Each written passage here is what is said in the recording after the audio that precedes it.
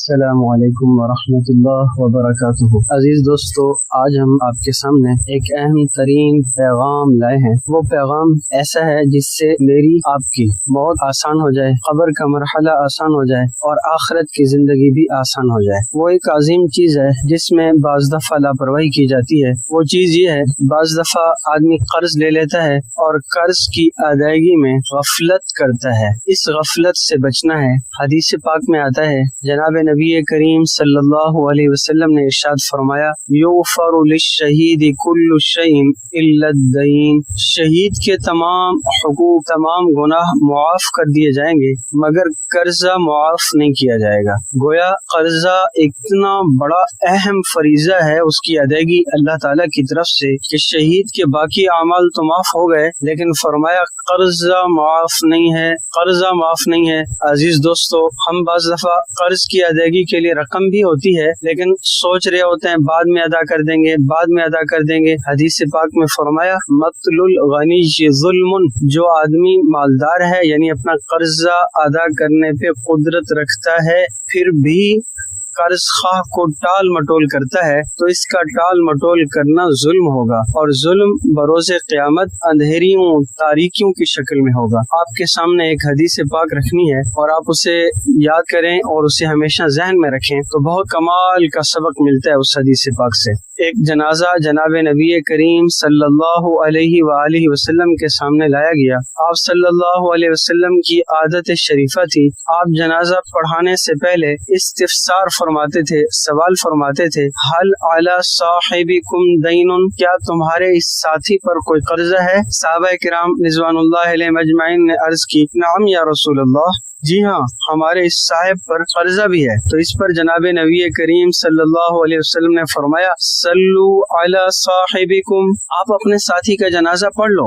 یعنی جناب نبی کریم صلی اللہ علیہ وآلہ وسلم نے جنازہ پڑھانے سے گویا ایک اچھے انداز میں معذرت فرما لی۔ اب یہاں ہمارے یہاں کیا ہوتا ہے، جنازے کی باری آتی ہے، اللہ معاف کرے بے ادبی نہ ہو جائے، معذرت کے ساتھ ہمارے مولوی وہ جنازہ پڑھانے کے لیے بھی ایک دوسرے سے سبقت کی دوڑ لگائی ہوتی ہے۔ ایک کی خواہش ہوتی ہے میں پڑھاؤں، دوسرے کی خواہش ہوتی ہے میں جنازہ پڑھاؤں۔ بھائی جنازہ تو اللہ تعالیٰ کے حضور آپ نے اس میت کے لیے مغفرت کی درخواست رکھنی ہے۔ آپ ذرا اپنا بھی جائزہ لے لیا کرو، کیا میں اس قابل بھی ہوں کہ اس میت کی اللہ کی بارگاہ میں مغفرت کی درخواست صحیح معنوں میں پیش کر سکتا ہوں، یا صحیح معنوں میں مجھ سے زیادہ بہتر ہے کوئی اور آدمی، نیک آدمی جو اللہ کے حضور اس میت کے لیے مغفرت کی درخواست پیش کر سکتا ہو۔ بہرحال جب آپ صلی اللہ علیہ وسلم نے فرمایا صلو علی صاحبکم تو جناب علی المرتضی رضی اللہ تعالی عنہ آگے بڑھے اور عرض کرنے لگے، علی دین، علی دین، اے اللہ کے حبیب صلی اللہ علیہ وسلم، اس صحابی کا قرضہ میں اپنے ذمہ لے رہا ہوں، گویا اس میت کا قرضہ میں اپنی طرف سے ادا کروں گا۔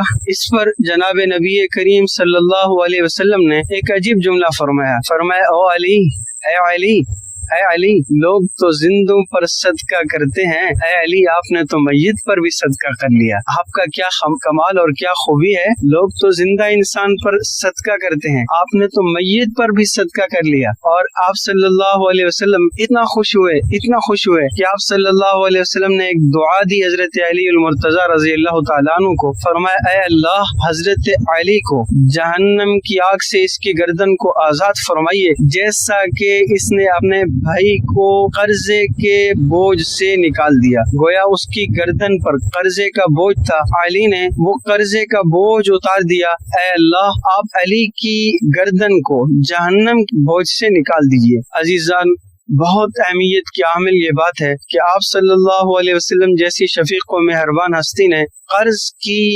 ادائیگی کا اتنا اہتمام فرمایا، اس وقت تک جنازہ نہ پڑھایا جب تک کہ میت کے قرض کی ذمہ داری کسی نے نہ لی۔ گویا قرض ایک ایسا مسئلہ ہے، ایسا اہم ترین فریضہ ہے، اگر کسی نے لیا ہو اپنی ضرورت کے لیے، انسان ہے بعض دفعہ ضرورت پڑ جاتی ہے، تو اس کا اہتمام کرنا ہے کہ آپ اپنے قرض کی ادائیگی کر کے دنیا سے رخصت ہوں۔ اللہ سے دعا ہے اللہ تعالی ہم سب کو رزق حلال وسیع نصیب فرمائے، اور اللہ تعالی ہم سب کو قرض کے بوجھ سے ہمیشہ بچائے رکھے۔ وآخر دعوانا ان الحمد للہ رب العالمین۔